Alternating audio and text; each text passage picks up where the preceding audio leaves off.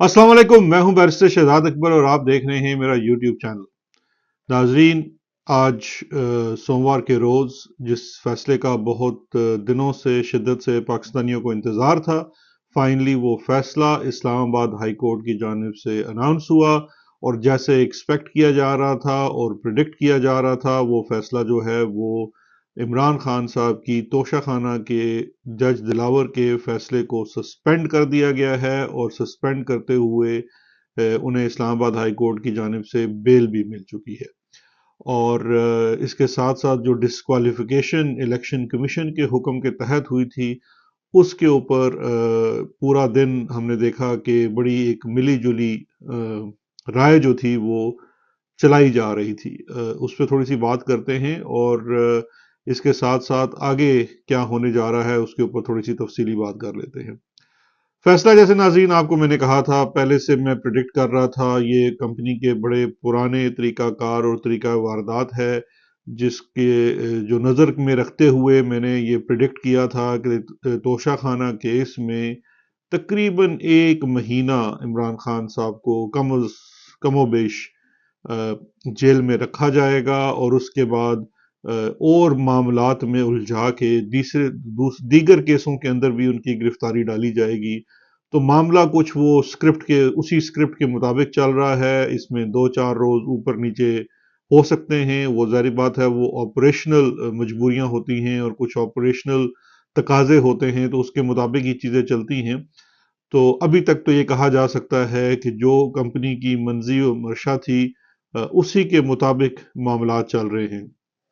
अच्छा, अब सारा दिन देखिए, जिस वक्त फैसला आया एक्सपेक्टेड फैसला था, सब कुछ था, इतना ज़्यादा मेन स्ट्रीम मीडिया को सैनिटाइज कर दिया गया है कि मैं सुबह से जायज़ा ले रहा था मुख्तलिफ न्यूज़ चैनल्स का। कुछ तो बड़ा बढ़ चढ़ कर इसके अंदर हिस्सा ले रहे थे, लेकिन वो चैनल भी जो एक ज़माने में खान साहब का तरफ प्रो एक रवैया रखते थे या जनरल बात करते थे, उन चैनल्स के ऊपर ख़ास कर ऐसे लोगों को बिठाया गया है जो तज्जिया जो हैं, नए नए कानूनी माहिरीन आ गए हैं। नवाज शरीफ के वकला को मैं देख रहा था कि इंडिपेंडेंट जो तौर के ऊपर पेश किया जा रहा है तज्जिया कार के तौर पे। अब देखें, फैसला ये है कि जी उनको जो सज़ा हुई वो सस्पेंड हो गई। एक लम्हे के लिए आप कवानीन को साइड पर रख दीजिए। एक बड़ी सिंपल सी लॉजिकल बात है कि जब सजा मुअत्तल हो गई, यानी कि उसका ऑपरेशन मुअत्तल हो गया, आप सजा याफ्ता तो जरूर हैं, लेकिन उसका ऑपरेशन यानी कि सजा होने के बाद जो उसका अमल दरामद होता है, उसके ऊपर वो ऑपरेशन जो है वो मुअत्तल हो गया।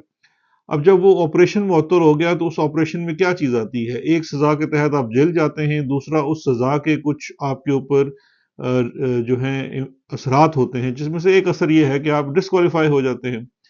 अब वो जनाब अशतर औसाफ साहब हैं, इरफान कादिर साहब हैं, जो इलेक्शन कमीशन के ही इस वक्त नामजद करदा वकील हैं, वो तरह तरह के चैनल्स के ऊपर अपना वो रवैया अपना जो तजिया है वो दे रहे हैं कि जी सजा तो, कि जी इमरान खान की जो चेयरमैनी है वो तो मुअत्तल रहेगी, वो तो इलेक्शन कमीशन ने ख़त्म कर दी है। तो खैर, ये बड़ी अजीबो गरीब और एक बड़ी, वो मैं समझता हूँ, हवाई सा तजिया कर रहे हैं। तो भाई, अगर ये बात है तो फिर नवाज शरीफ तो, वो तो इस वक्त मफरूर भी हैं, लंदन पे भी हैं, और उनकी तो जो सस्पेंशन थी वो भी खत्म हो चुकी है। अगर आप थोड़ा सा आर्काइव्स को के देख लें तो इन्हीं लोगों के जो तजिए थे, जब नवाज शरीफ की नाअहली सस्पेंड हुई थी एवन फील्ड वाले केस में, जो उनकी सजा सस्पेंड हुई थी, तो उस वक्त इनका तजिया इसके बिल्कुल बरक्स था। खैर, ये तो एक बड़ा छोटी सी ऑब्जर्वेशन थी। इस्लामाबाद हाई कोर्ट के फैसले के ऊपर चलते हैं। इस्लामाबाद हाई कोर्ट का तफसीली फैसला भी आ गया। मैं उसका इंतजार कर रहा था कि वीलॉग रिकॉर्ड कराने से पहले वो फैसला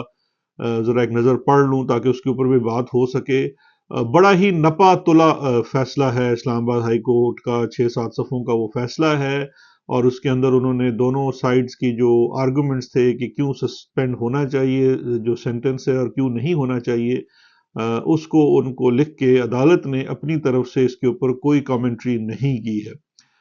जो फैसला था नीचे वाली कोर्ट का, उसकी सेहत को लेकर, उसकी लॉजिक को, लीगैलिटी को लेकर काफ़ी बातें हो सकती थी और माजी में बहुत सारी जजमेंट्स में हुई भी। लेकिन इस्लामाबाद हाई कोर्ट ने इस अपने फैसले के अंदर बड़े انٹرسٹنگلی میں کہوں گا، اب یہ پتہ نہیں اس کا یہ حسن اتفاق ہے یا وہ جان کے وہ کیا گیا، کہ اسلام آباد ہائی کورٹ کے ہی اپنے ایک پرانے 2019 کے فیصلے، جو اس وقت کے جو چیف جسٹس تھے اطہر من اللہ صاحب، انہوں نے نواز شریف صاحب کا جو ایون فیلڈ والا فیصلہ ہے اس کی معطلی جب کی تھی، تو اس کے اندر انہوں نے بڑی تفصیل سے کچھ چیزیں لکھی تھی جو صحت کے اوپر تھی، جو ٹرائل کورٹ کی ججمنٹ تھی۔ وہ جب سپریم کورٹ میں معاملہ گیا تو سپریم کورٹ نے اس میں، شاید کھوسا صاحب اس وقت چیف جسٹس تھے اگر میری یادداشت صحیح ہے تو ان کا ایک فیصلہ آیا تھا کہ یہ بیل اور جو سسپینشن کے آرڈر ہوتے ہیں اس کے اندر آپ اتنی زیادہ تفصیلی جو اپنی رائے ہے، وہ جو کورٹ ہے، اپیلیٹ کورٹ ہے جس نے بھی پورا فیصلہ سننا ہے، وہ نہیں دیتی ہے، اور یہ غلط طریقہ کار ہے۔ خیر، وہ ایک میں اس وقت بھی اس بات پہ قائم تھا اور میں آج بھی قائم ہوں کہ یہ صحیح پرنسپل کی ایکسپلینیشن ہے کہ بالکل آپ جو پرائما فیسی کیس ہوتا ہے اسی کو ایڈریس کرتے ہیں، اور آپ بہت زیادہ ان ڈیپتھ نہیں جاتے ہیں، کیونکہ وہ معاملہ جب اپیل پوری سننی جانی ہے تو اس وقت کا ہے۔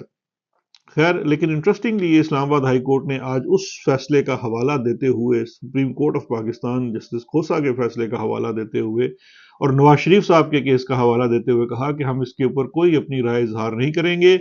اور ایک اسٹیچوٹری گراؤنڈ ہے کہ چونکہ سزا جو ہے وہ 3 سال ہے اور یہ کم مدت کی سزا ہے، اور اس میں جتنے پریسیڈنٹس ہیں ان پریسیڈنٹس کے مطابق جو ہے وہ ان کو بیل دی جاتی ہے اور سزا جو ہے وہ سسپینڈ کی جاتی ہے۔ یہ بالکل درست بات ہے، اور یہ میں سمجھتا ہوں بڑا صحیح فیصلہ ہے اور طریقہ ہے، لیکن اس کے اندر میں صرف ایک چھوٹی سی چیز پوچھنا چاہتا ہوں کہ دیکھیے یہ جو سزا ہے یہ 3 سال ہے، یہ تو پہلے دن سے عدالت کو معلوم تھا، تو یہ پھر اتنی زیادہ ہیئرنگ اور آرگیومنٹس کیوں سنے گئے سسپینشن کے لیے، جہاں پہ پہلے کھوسا صاحب نے لمبے آرگیومنٹس کیے، 2 4 دن لگائے، پھر وہ امجد پرویز صاحب نے لمبے آرگیومنٹ لگائے، کیونکہ اگر اسٹیچوٹ کی مد سے اور یہ جس لاجک سے سزا سسپینڈ کی گئی ہے، اگر صرف وہی لاجک اپلائی کرنی تھی تو یہ لاجک تو 3 ہفتے پہلے بھی ہو سکتی تھی۔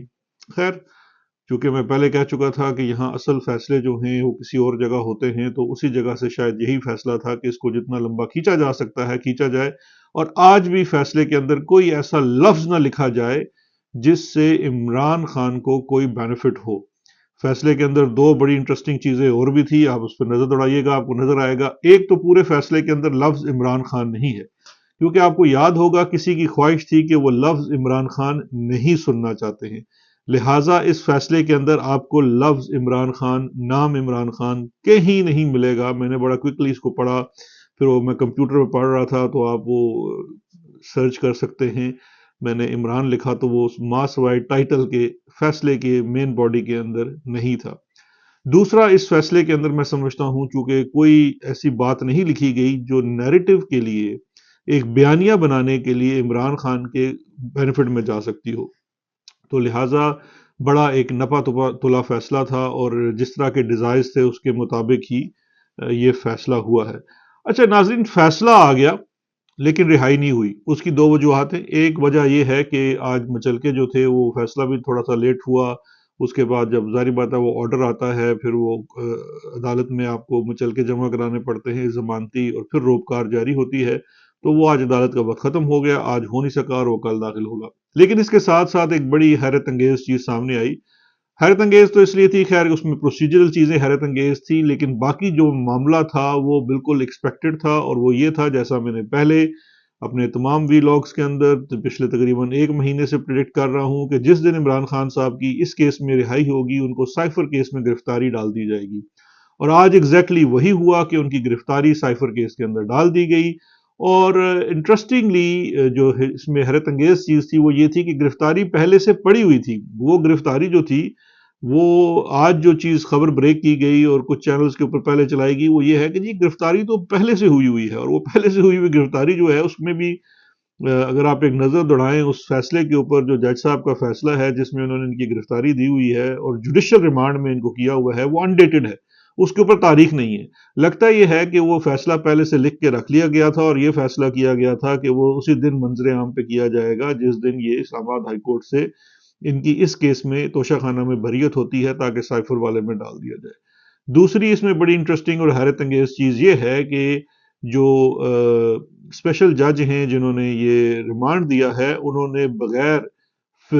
فزیکل پریزنس کے ریمانڈ دے دیا ہے. یہ نہیں ہوتا ہے، اس کی کوئی نظیر نہیں ہے، پروسیجرز کے خلاف ہے. سپریم کورٹ کے جو مختلف ہائی کورٹس اور سپریم کورٹ دونوں کے فیصلے موجود ہیں، جن کی روشنی میں آپ جو ملزم ہے اس کو پیش کیے بغیر، یعنی کہ عدالت میں فزیکلی حاضر کیے بغیر آپ اس کا ریمانڈ نہیں دیتے. یہ میں آپ کو لاجیکل سی چیز سمجھاتا ہوں. ریمانڈ کا مطلب یہ ہوتا ہے کہ آپ ملزم کو حوالے کرتے ہیں کسی کے. جب ملزم آپ کے سامنے پیش ہی نہیں ہے تو آپ یہ جو لفظ ریمانڈ ہے جس کے حوالے کیے جانا ہے وہ کیسے آپ کر سکتے ہیں؟ یہ تو آپ بالکل جسے کہتے ہیں کہ ایک ہوائی حوالہ ہے، یہ آپ اس کو ریمانڈ تو کر ہی نہیں رہے. خیر، اس فیصلے کے مطابق وہ ریمانڈ کر دیا گیا تھا، اور وہ ریمانڈ 30 تاریخ تک ہے، اور وہ 30 تاریخ تک جوڈیشل ریمانڈ میں ہے. اچھا، پروسیجر میں دیکھتے ہیں اب آگے کیا ہوگا. ایک تو یہ چوری کر لی گئی کہ ان کو فزیکلی پیش نہیں کیا گیا اور وہ ریمانڈ نہیں تھا. جو ہوا ہے ریمانڈ وہ بالکل ہوائی ریمانڈ ہے، لیکن وہ ریمانڈ بھی جو ہوا ہے وہ 30 اگست تک کا ہے، اور وہ 30 اگست کی مدت جو ہے وہ کل پوری ہو رہی ہے. اب قانون کی نظر میں اور جو اس کی پروسیجر ہے اس کے مطابق تو عمران خان صاحب کو کل اب اسلام آباد میں ان جج صاحب کے سامنے پیش کرنا ہے. اچھا، جب ان کو پیش کیا جائے گا تو یہ چونکہ پہلے سے جوڈیشل ریمانڈ میں تھے اور ایف آئی اے کو اسپیشل پرمیشن ملی ہوئی تھی ان کو اٹک جیل میں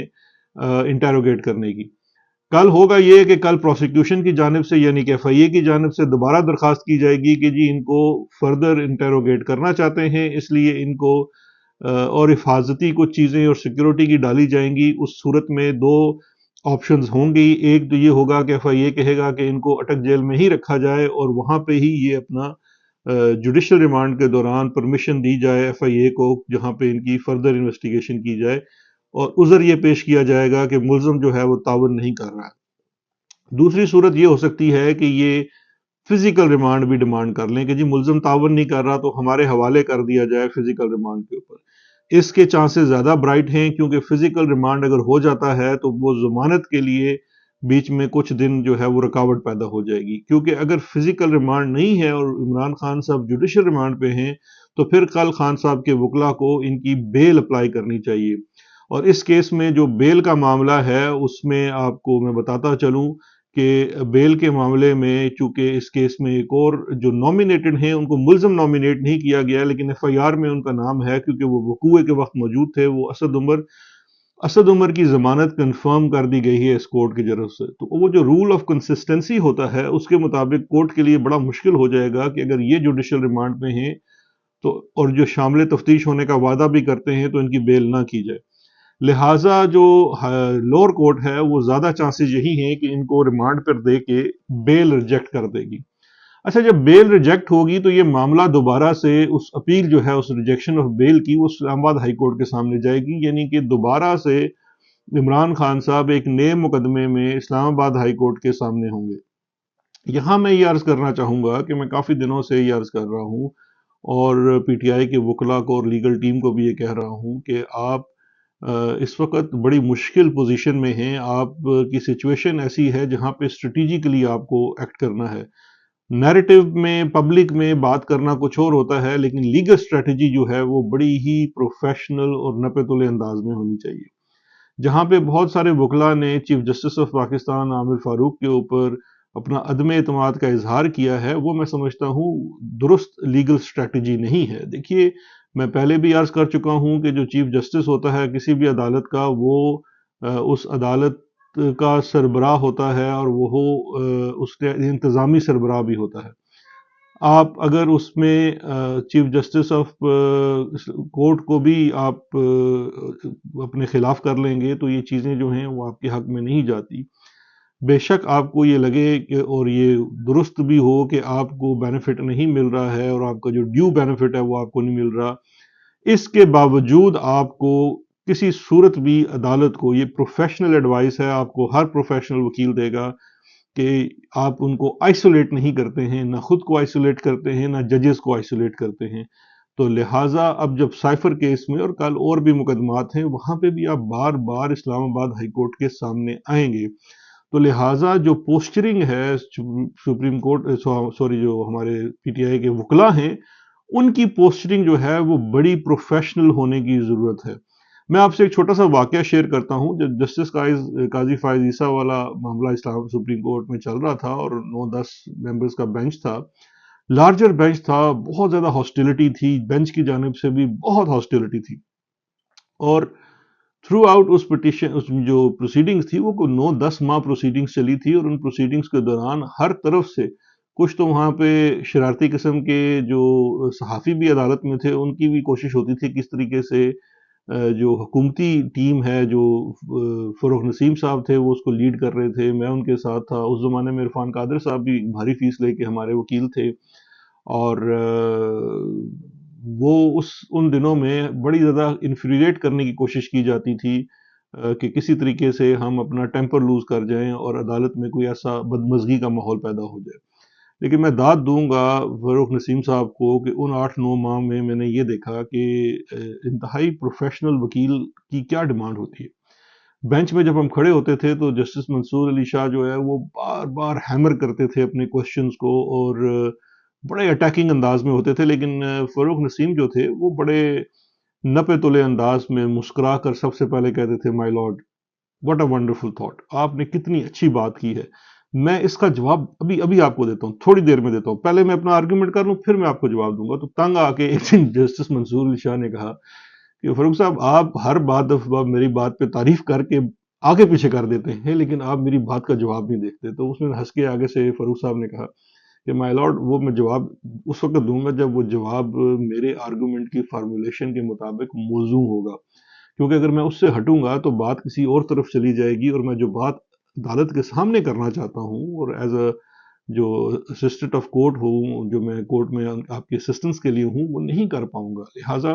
وکیل کو اپنے گراؤنڈ جو ہیں وہ پروفیشنل چیز کے اوپر رکھنے چاہیے. تو یہی میری استدعا ہے جو لیگل ٹیم ہے ان سے بھی، کہ آپ کو یہ معاملہ کورٹ میں بالکل پروفیشنلی عدالت کو ساتھ لے کے چلنا ہے، کیونکہ آخر عدالت نے بھی اگر انصاف کرنا ہے یا نہیں کرنا ہے، اس انصاف کا بھرم ضرور رکھنا ہے. تو جو آپ کی پولیٹیکل اسٹریٹجی ہے اور جو آپ کی لیگل اسٹریٹجی ہے اس میں فرق ہونا چاہیے، اور جو لیگل اسٹریٹجی ہے وہ تھورولی پروفیشنل ہونی چاہیے. اب بڑا مختصر آخر میں، اگلے آنے والے 2-4 روز میں آپ دیکھیں گے کہ خان صاحب کی جو ہے وہ سائفر والے کیس میں گرفتاری بھی ڈال دی جائے گی باقاعدہ طور پر، یعنی کہ گرفتاری تو پہلے سے ڈالی جا چکی ہے، ان کو فزیکل ریمانڈ میں بھی لیا جا سکتا ہے، اور پھر اگلے کچھ دن معاملہ وہاں چلایا جائے گا. اور پھر جی اس کے بعد جب سائفر والا معاملہ ختم ہوگا اور اس میں بیل ہونے کے کچھ چانسز بنیں گے، تو اس وقت بہت سارے اور مقدمات، جس میں نیب کا مقدمہ بھی ہے اور دہشت گردی کے درجنوں مقدمے قائم ہیں، ان میں بھی ان کی گرفتاری ڈالی جا سکتی ہے. اب یہ سارا کیا کیوں کچھ جا رہا ہے؟ دیکھیے بات یہ ہے، کیا اس لیے جا رہا ہے کہ ایک بات منوانی ہے کہ چاہے جو مرضی ہو جائے، چاہے بجلی آسمان کو چھو لے، چاہے پیٹرول کی قیمتیں، چاہے ڈالر کہیں اور چلا جائے، چاہے ملک کا دیوالیہ نکل جائے، جو بھی ہو، اس ملک میں جو رول ہے وہ ایک ہی ہے، وہ کمپنی سرکار کا ہے. آپ کی رہائی نہ کسی عدالت سے ہوگی، نہ کسی قانون سے ہوگی، آپ کی رہائی تب ہوگی جب کمپنی سرکار آپ کو رہائی دے گی. اب اس ایشو کے اوپر بات یہ ہے، عرض یہ ہے کہ دیکھیے اس وقت ذاتی اناؤں سے ہٹ کر ملک کی طرف دیکھنے کی ضرورت ہے، اور جو کمپنی کے بھی سب سے بڑے سربراہ ہیں ان سے بھی یہ عرض ہے کہ دیکھیے اس وقت اس چیز کو، ان حالات کو، ان میں سے نکلنے کا صرف واحد حل یہی ہے کہ آپ کو عمران خان سے بات کرنا پڑے گی. آپ کو اس ملک کا جو لیڈر جو پاپولر ہے، آپ کو اس سے بات کر کے ایشوز کو ایڈریس کرنا پڑے گا. ورنہ یہ جو اس وقت آپ ڈریگن ڈرون پوزیشن میں ہیں، آپ ان کو جیل بھیجنا چاہتے تھے، وہ جیل چلے گئے، آپ ان کو سزا دلوانا چاہتے تھے، ان کو سزا مل گئی، وہ جیل جا کے بیٹھ گئے، لیکن وہ آپ کی بیعت نہیں کر رہے، سر تسلیم خم نہیں کر رہے. آپ بھی جو ہیں 16 ماہ آپ نے دیگر لوگوں کے ساتھ حکومت چلا کے دیکھ لیا، ملک اس حالات سے نہیں نکل رہا ہے. اگر آپ پاکستان کے مفاد میں بیٹھنا چاہتے ہیں تو مجھے پورا یقین ہے کہ عمران خان صاحب بھی پاکستان کے مفاد میں کسی کے ساتھ بھی بیٹھنے کو تیار ہو جائیں گے، ذاتی مسئلوں کے حل کے لیے نہیں، ذاتی کیسز کے حل کے لیے نہیں، ملک کے بہتر مفاد میں بات کو آگے لے جانے کے لیے. کیونکہ پولیٹیکل سٹیبلٹی کے بغیر اکنامک سٹیبلٹی نہیں آ سکتی. ہم پہ کڑا وقت ضرور ہے اور کڑا وقت رہے گا. ہمارے بجلی کے مسائل، معاہدے جس طرح کے ہوئے ہیں، جو اکانومی کی سچویشن ہے، ان کو پاکستان میں صرف وہی لیڈر نکال سکتا ہے جو پولیٹیکل کیپٹل رکھتا ہے، اور اس وقت کہیں سے بھی سروے کرا کے دیکھ لیں، پاکستان میں پولیٹیکل کیپٹل صرف عمران خان کے پاس ہے، اور وہ آپ کو اٹک جیل میں سے آپ جا کے آپ کو ان سے بات کرنی پڑے گی، ان کے ساتھ ٹیبل پہ بیٹھنا پڑے گا، اور ان کے ساتھ بیٹھ کے آپ کو ایک نیا معاہدہ کرنا پڑے گا جس میں بقول آپ کے خود آپ پروفیشنل اپنی خدمات دینا چاہتے ہیں، آپ وہ ضرور پروفیشنل اپنے اس میں رہیں، آپ کے ایمبٹ میں کوئی دخل اندازی نہیں ہو، اور جو سیاسی معاملات ہیں اور جو حکومتی معاملات ہیں وہ اس ملک کا الیکٹڈ جو ہوگا وہ بندہ ہی چلائے، اس کے لیے فری اینڈ فیئر الیکشنز ہیں، ان کی ڈیٹ دی جائے اور ان معاملات کو اس طرف لے جایا جائے، اس کے بغیر ان معاملوں کا حل نہیں ہونا ہے۔ تو دیکھتے ہیں آنے والے دنوں میں کیا کیا کیا جاتا ہے اور کتنی اور سختی کی جاتی ہے، یا پھر جسے کہتے ہیں کہ either the sense will prevail. So let's see، جڑیے رہیے گا، اپنا بہت خیال رکھیے گا، شکریہ اور خدا حافظ۔